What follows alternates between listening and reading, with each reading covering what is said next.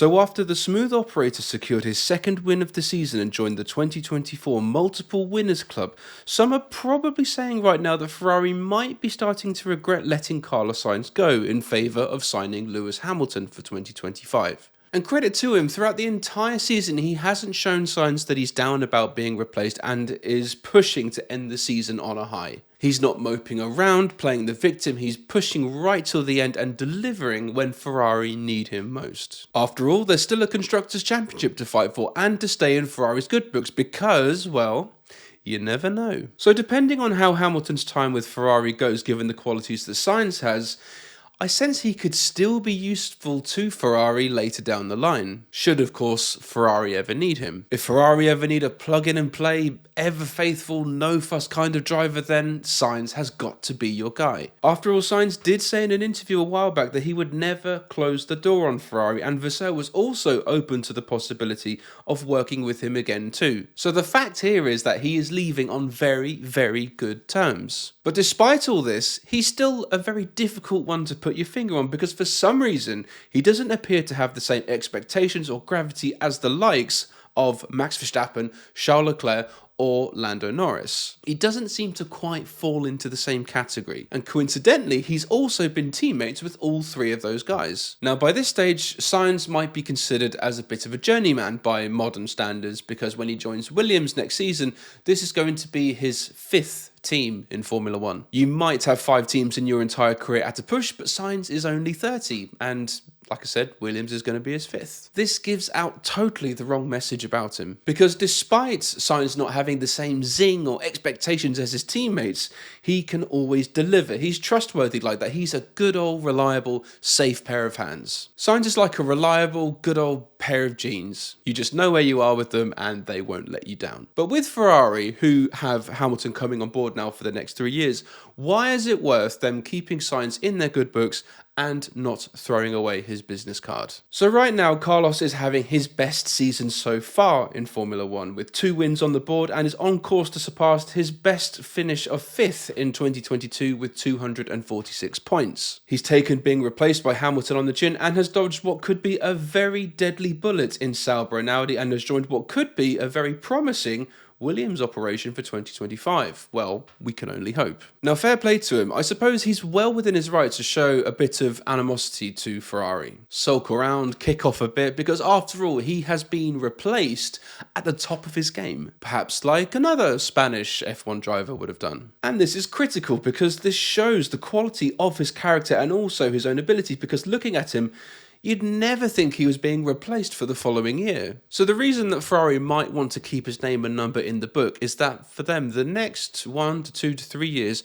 are going to be enormously unpredictable. And if things don't go to plan and deviate from the script, a guy like Sainz could be very useful. Because there's absolutely no telling right now how Hamilton will do at Ferrari, performance aside, but even on a compatibility level, meshing both parties together. It could be a perfect blend, it could be bang average, or it could be a total disaster that ends after 1 year. There really is no way of knowing right now. By the way, whilst you're there, let me know how you think it's going to go in the comments. Now, Ferrari have shown since 2021 that they can accommodate Leclerc and Sainz together very, very well. They work very effectively as a team. Leclerc has always seemed to be the focal point of Ferrari, but interestingly, Sainz has never challenged that setup and just talks on the track. Whereas with Hamilton, they are venturing completely into the unknown, and whether they get along is one thing, but if Ferrari can even contain both of them without sides at Maranello rupturing is quite another. Sainz also has a really dedicated following and fan base, but Hamilton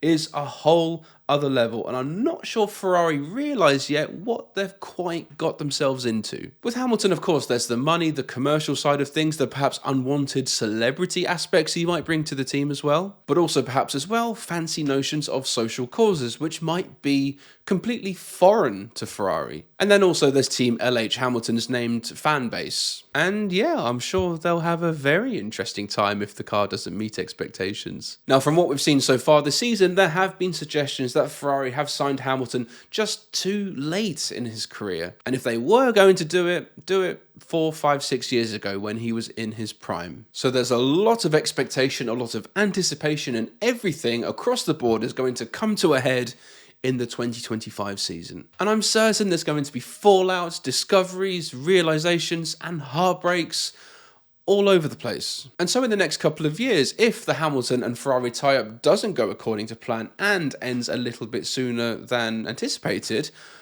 Ferrari can just call Sainz on the bat phone. However, though, it's all very good talking about all this, but it all depends on how Sainz finds things and finds himself at Williams over the next 2 years. Maybe just 1 year, because it is apparently technically a 1 + 1 year deal. And right now at this minute, I sense that if Ferrari did approach him secretly and said, look, we want to bring you back in 2026, he would drop Williams in a heartbeat. But what if, just what if, at Williams, Sainz really finds a home for himself there? I know there's the cliche of, yeah, we're like a family, that's what businesses tend to say, but what if he really finds a good bond with the team there? Because if there's a good trajectory with the car and things are progressing as well and everything's going according to plan, would he still listen to Vasseur if he did come calling later down the line? Certainly an interesting one to think about. And let's not forget, at Williams, this will be the absolute first time Sainz has been the priority driver within a team. And when a team puts that sort of focus on a driver,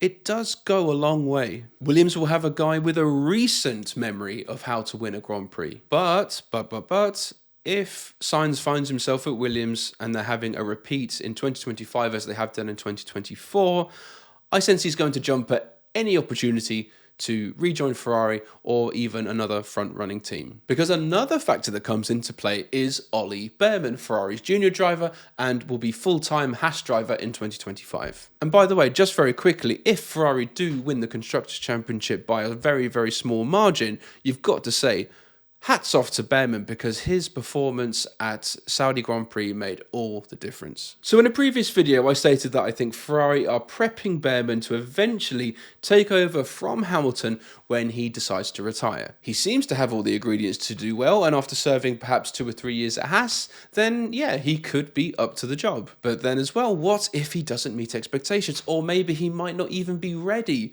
for that full-time drive at Ferrari.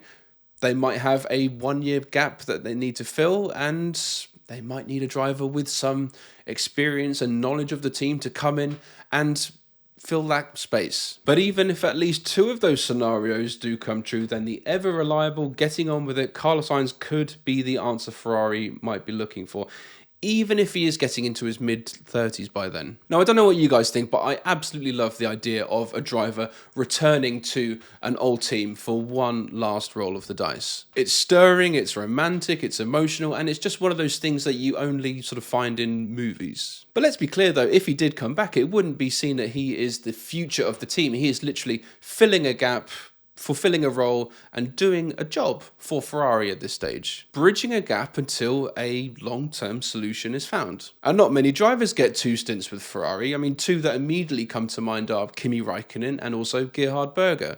But with Carlos Sainz, if the cards fall differently and there's a twist of fate and things don't work out as intended, he could very well join that club with Räikkönen and Berger. But we have to be clear on something else as well. It's only because the planets have aligned and a real opportunity has presented itself to Ferrari is that Sainz is out of a seat. It's got nothing to do with poor performance or not meeting expectations or anything. It's really a rare situation that we find ourselves with the sport. It's really one of those, it's nothing personal, just business kind of things. But what if he already knows that if the Hamilton thing doesn't work out, he is going to be getting a call from Ferrari to possibly discuss a return? And to have that information in your back pocket when leaving Maranello, well, that would explain quite a lot. So that's it, guys. Thank you so much for watching. Please be sure to like, share, and subscribe. And as always, I'm Paul, and I'll see you later. Cheers.